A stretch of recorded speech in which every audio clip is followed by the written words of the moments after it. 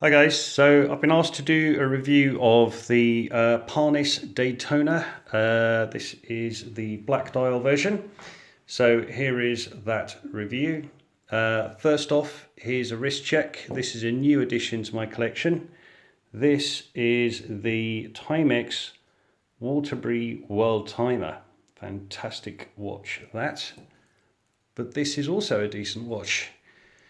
So this is obviously it's an homage to the Rolex Daytona black dial ceramic, and this watch is available on the Parnis website for 109 quid.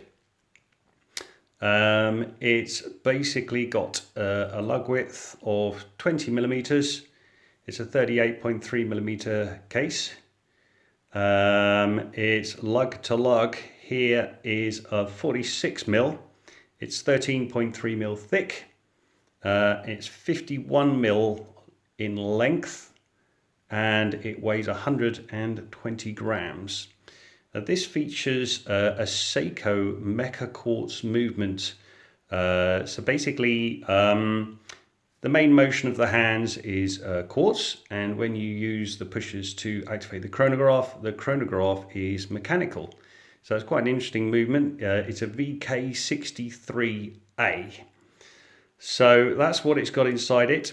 Now, the watch itself, the crystal here is actually sapphire. I've tested it with my sapphire tester, and it is. You've got a ceramic bezel there, and you have 3 subdials.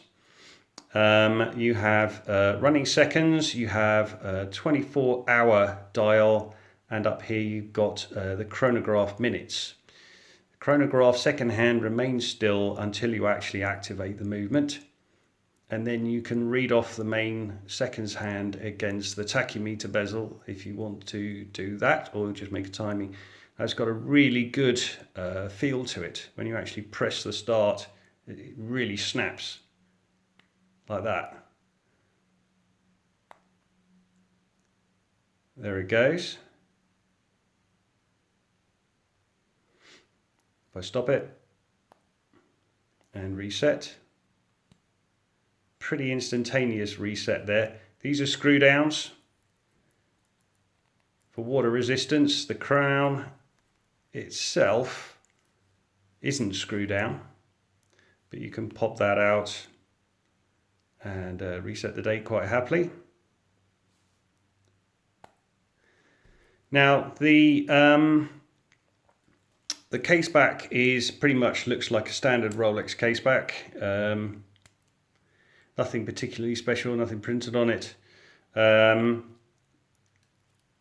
bracelet itself is the outer links are brushed and the center links are polished, so that looks quite swish. I like that. Now, I didn't like the original Parnis clasp that came with it, so I replaced it with one that's a little bit more in keeping. This one does have a Rolex logo on it, which I'm not mad about, but when you order from AliExpress, it's actually quite difficult to find ones that don't have it. Nevertheless, there it is. The movement is accurate to about 0.7 seconds a day, as you would expect for a quartz. Is pretty good. It's not a particularly, it's not huge, it's not massively beefy, and it should work with average size wrists. My wrist is 6.75 inches, which isn't particularly tree trunk or anything. And I'll just remove my Timex and show you what it looks like on the wrist. Here it goes. Let's give you a little bit of a close-up there, if the phone can handle it, but there it is. If you look at that, that looks pretty handsome. Nice looking watch.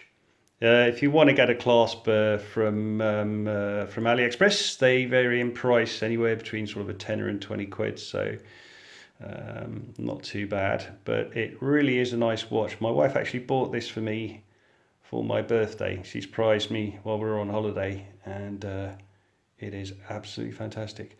I think for the money, you know, you're getting ceramic, you're getting sapphire, you're getting a really, really nicely made watch with a Seiko movement in it. What's not to like? I mean, it's fantastic. I've got no beef with it. You know, the bracelet is a good quality. That's about as much flex as you get out of it. That's it. You know, so it's not like it's flopping about or anything. You've got solid end links there, and it all hangs together pretty well. I think it looks absolutely amazing. So would I recommend this? Hell yeah. You should all go out and get one as soon as possible. That's it from me. Take care. Till next time.